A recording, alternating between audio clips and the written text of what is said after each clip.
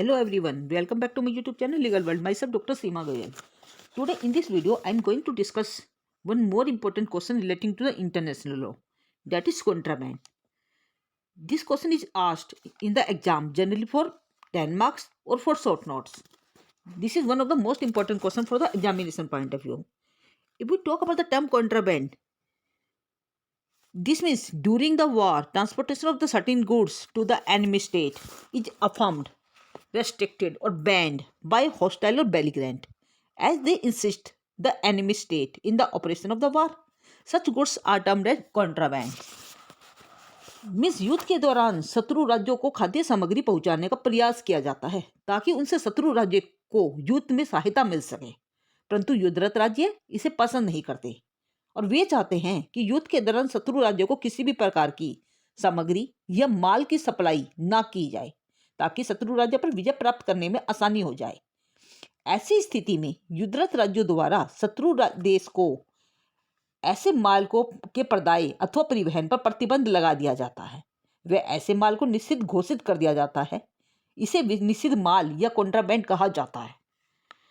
If we talk about the certain definitions given by various jurists of the term contraband, firstly we will take the definition of Professor Oppenheim. According to Professor Oppenheim, designation of the certain goods as are forbidden by the either belligerent to be carried to the enemy on the ground that they enable him to carry on the war with the greater vigor. जैसा कि मैंने आपको बताया, professor Oppenheim जी के अनुसार निषिद्ध माल से अभिप्राय ऐसे माल से है जिसे किसी युद्धरत राज्य द्वारा शत्रु राज्य में ले जाने को इस आधार पर वर्जित कर दिया जाता है क्योंकि वे उसे और अधिक शक्तिशाली या अधिक शक्ति से लड़ने में सहायता प्रदान करेंगे। This is the definition given by Professor Oppenheim. If we talk about the second definition, that is given by Professor Stock. Professor stock ji के अनुसार विनिषिद्ध माल से अभिप्राय ऐसी वस्तुओं से है जिन्हें युद्धमान देश आपत्तिजनक समझते हैं क्योंकि इससे शत्रु राज्य को युद्ध में लड़ने में सहायता मिलती है। इसी के अलावा आप देख सकते हैं प्रोफेसर सुकंबंजर के अनुसार विनिषिद्ध माल ऐसे माल अथवा वस्तुओं को कहा जाता है जिनका शत्रु देश को पहुंचाना या शत्रु देश से जाना युद्धरत देशों द्वारा वर्जित कर दिया जाता है क्योंकि वह शत्रु राज्यों को सहायता प्रदान करते हैं। तो these are the certain definitions given by various jurists about the definition of contraband. Definition of contraband that has generally two aspects. जैसे कि मैंने आपको बताया, contraband जो टर्म है इसको जनरली दो एस्पेक्ट में डिफाइन किया जा सकता है। Firstly the kinds of goods and second one is destination. जैसे कि मैंने आपको बताया कि if we talk about the kinds of goods का मतलब क्या है? Practically the government of the company. जब यदि आप देखेंगे तो प्रैक्टिकली यदि गवर्नमेंट ऑफ द कंपनी की बात करते हैं, they have declared the items to be seized differ from country to country and war to war. तो यदि आप देखते हैं कि जो गवर्नमेंट किसी भी देश की सरकार द्वारा जिन गुड्स को वर्जित किया जाता है वो अलग अलग राज्यों के मतलब डिपेंड करते हैं और अलग अलग युद्ध के पे डिपेंड करते हैं। यदि आप देखें इसके संबंध में डिक्लेरेशन ऑफ द जो लंदन हुई थी 1909 के अंदर, for the first time it has divided the goods in 3 categories. इसने गुड्स को 3 भागों में डिवाइड किया था। जैसे कि पहला था absolute contraband, second one is conditional contraband and third one is non contraband या फ्री गुड्स। तो इसी आधार पे इन्होंने 3 भागों में डिवाइड कर दिया था। जैसे कि मैंने आपको बताया, सबसे पहला जो बताया एब्सोल्यूट कॉन्ट्राबैंड। एब्सोल्यूट कॉन्ट्राबैंड का मतलब क्या होता है? If we talk about the term absolute contraband, this means goods which one exclusively used for the war called the absolute contraband। भी एक ऐसे माल जो पूरी तरह से वार के अंदर यूज किया जाएगा, मतलब उसको युद्ध में सहायता देगा, जिसके अंदर आप कह सकते हैं आर्म्स हो गए, एम्यूनिशन हो गई, या फिर इसके अलावा ऐसे आर्टिकल्स जो मिलिट्री नेवल या किसी भी फोर्सेस वगैरह से संबंधित हो गई। इस तरह के जो माल होते हैं वो शत्रु को विजय मतलब उसको विजय दिलाने में सहायता करते हैं और इस तरह के जो माल होते हैं उसको हम कहेंगे एब्सोल्यूट कॉन्ट्राबैंड। उसके ऊपर पूर्ण रूप से मतलब उसको निषिद्ध कर दिया जाता है। And such goods are liable to be captured by the belligerent while in the way of enemy state. और इस तरह का माल यदि वहां पे उसका एनिमी कंट्री के अंदर आ रहा होता है तो उसको कैप्चर किया जा सकता है बेलिग्रेंट के द्वारा।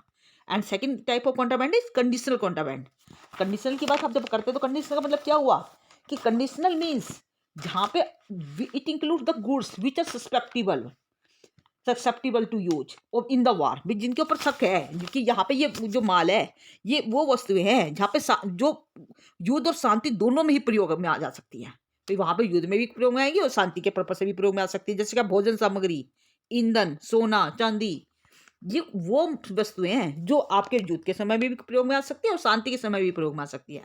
और इस तरह की जो वस्तु होती है they are also liable to be seizure by the hostile belligerent, और ऐसी वस्तुओं को भी उनके द्वारा निषिद्ध किया जा सकता है।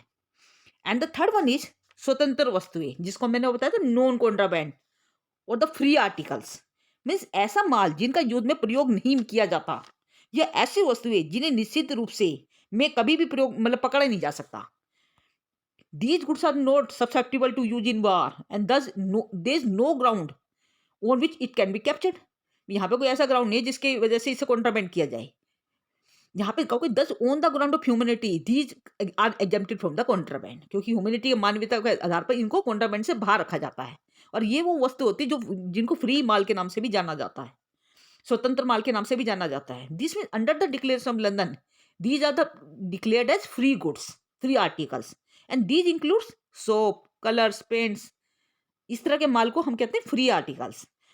तो जैसे कि मैंने आपको बताया these are the certain types of contraband, ये कुछ ऐसे टाइप्स से जो कॉन्ट्राबैंड के टाइप्स को बता रहे थे कि जिनको पूर्ण रूप से वर्जित किया जा सकता है, निषिद्ध किया जा सकता है। सेकंड मैंने बताया जो कंडीशनल है, जहाँ पर वो मतलब आप युद्ध के समय में भी प्रयोग में आ रही है और शांति के समय भी प्रयोग में आ रही है, परंतु वहाँ पे उसको भी आप मतलब रोक सकते हैं। परंतु कुछ ऐसे माल है जो पूरी तरह से फ्री है, जिनका युद्ध में प्रयोग होने का कोई मतलब ही नहीं है, और वहाँ पे मानवता के आधार पर यह कहा जाएगा कि उन्हें आप एग्जेम्प्ट करेंगे कॉन्ट्राबैंड से। तो these are the certain types of contraband, ये कुछ ऐसे टाइप्स थे जो कॉन्ट्राबैंड के टाइप्स को बता रहे थे। और सेकंड टाइप जैसे मैंने आपको बताया, जब आप इसकी डेफिनेशन की कुछ एस्पेक्ट की बात करते हैं, तो दूसरा जो एस्पेक्ट है दैट इज डेस्टिनेशन। यहाँ पे माल के तरीके आपने देख लिए, यदि दूसरे तरीके को हम देखेंगे तो that is about the destination. जैसे कि हम समझते हैं कि जो डेस्टिनेशन की जब हम बात करते हैं, whatever may be the nature of goods they are not deemed to be contraband unless destined for the use in the enemy in a war. भाई जहाँ पे वो एनिमी कंट्री के अंदर यदि नहीं जा रहे नेचुरली, तो उसको रोकने का कोई मतलब ही नहीं उड़ता। तो इसका मतलब कि निषिद्ध माल के परिवहन का जो परिणाम है उसको भी देखा जाएगा। युद्धरत देशों के अधिकार होता है कि वो विनिषिद्ध माल को पकड़ सकती है, या कुछ परिस्थितियों में विनिषिद्ध माल को लाने वाले जनयान को भी छीना जा सकता है। तो यहाँ पे जब विनिषिद्ध माल की बात करते हैं तो वहाँ पे उसकी जो डेस्टिनेशन है वो मायने रखती है। माल किसी भी तरीके का ना हो, क्यों ना हो, पर वहाँ पे उसकी जो डेस्टिनेशन है यदि वो एनिमी कंट्री के अंदर है, तभी उसको आप कॉन्ट्राबैंड कर सकते हैं। इसी के संबंध में आप देखेंगे जो आर्टिकल 30 है डिक्लेरेशन ऑफ लंदन का, that describes for the absolute contraband that has established that it shall be deemed to be hostile destination if it is being sent to.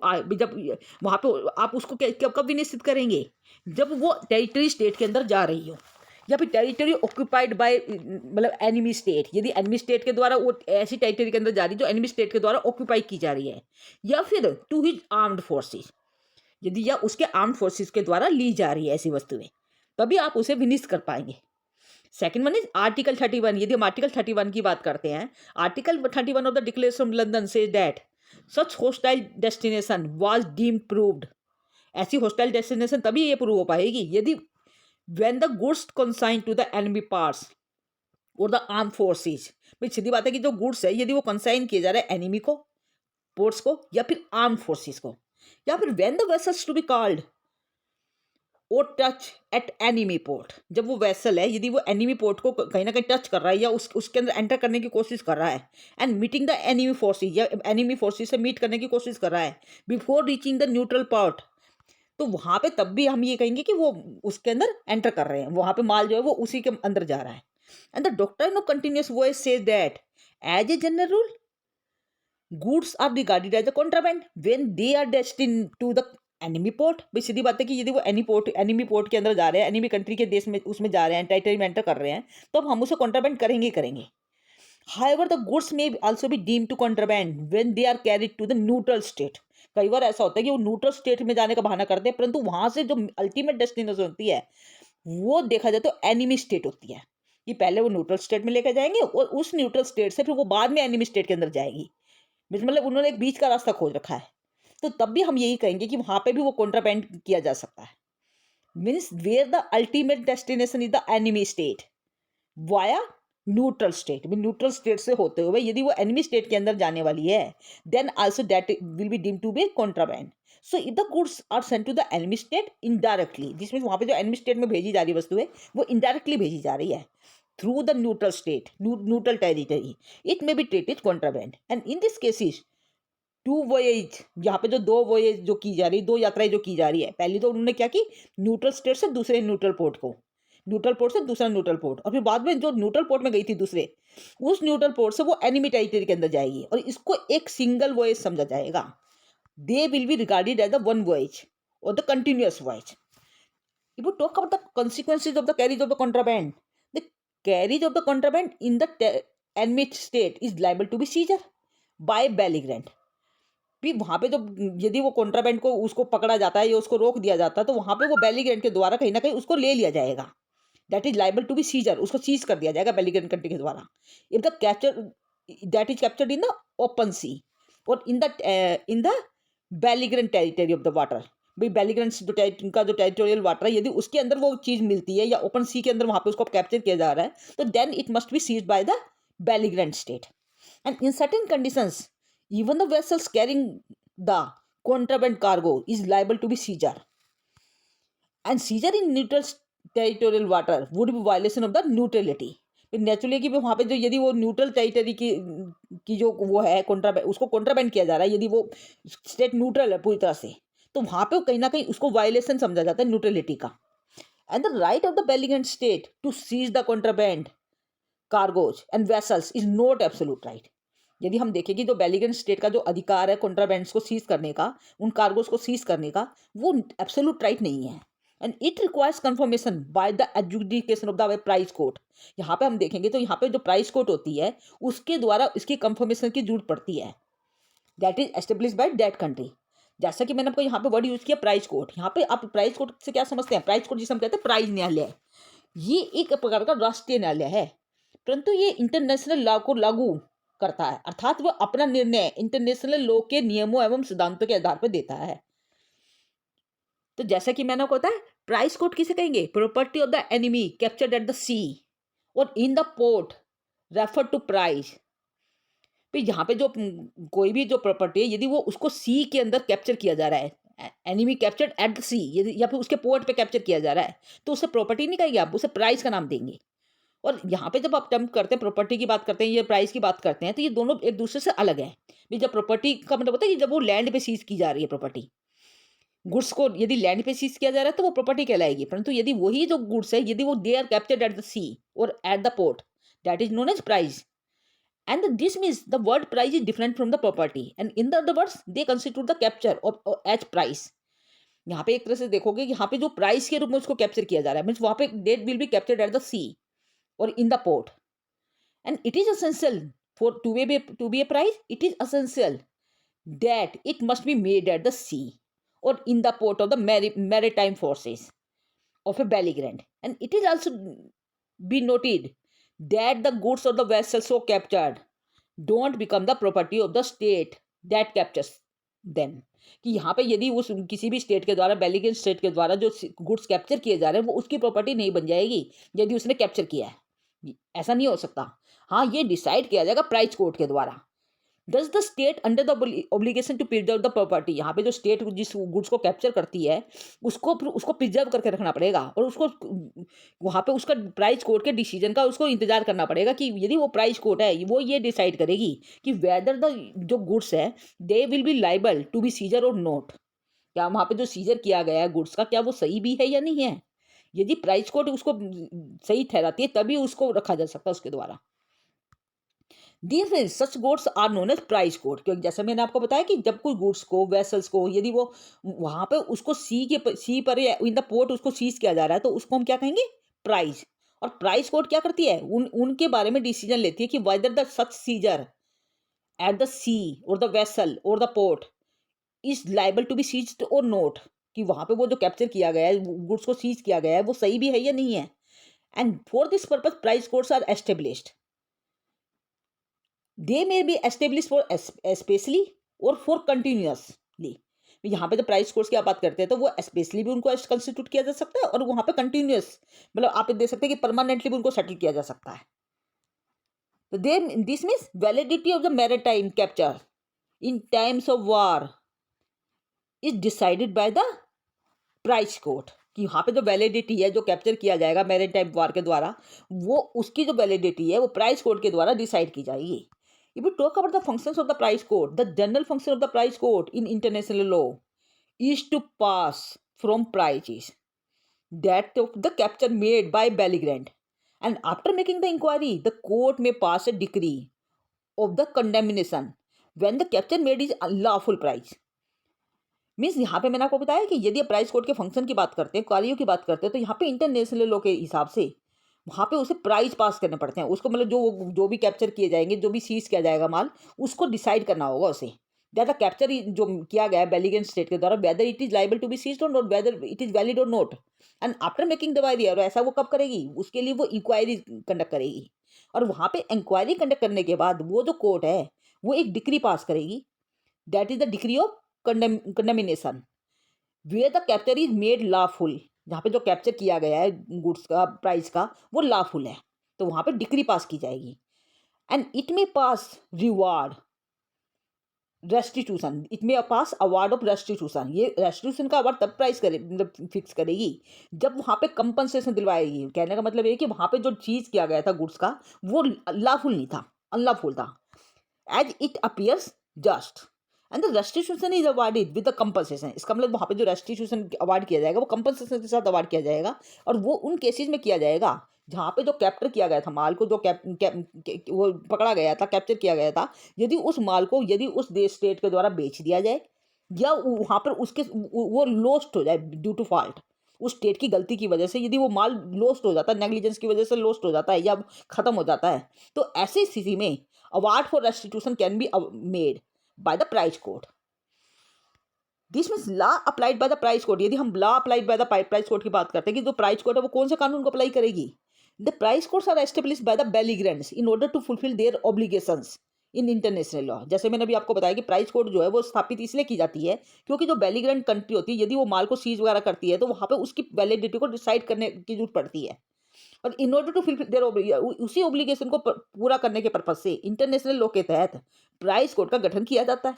और जो प्राइस कोड होती है they are the municipal courts, generally अपने देखेंगे तो price courts होती है वो म्यूनिसिपल कोर्ट्स होती है, and they are maintain by the single territorial sovereign. परंतु वहाँ पे जो म्यूनिसिपल कोर्ट है, जो प्राइस कोर्ट है, उसको एक सिंगल सोवरन मतलब जो टेरिटोरियल सोवरन होता है उसके द्वारा मेंटेन किया जाता है।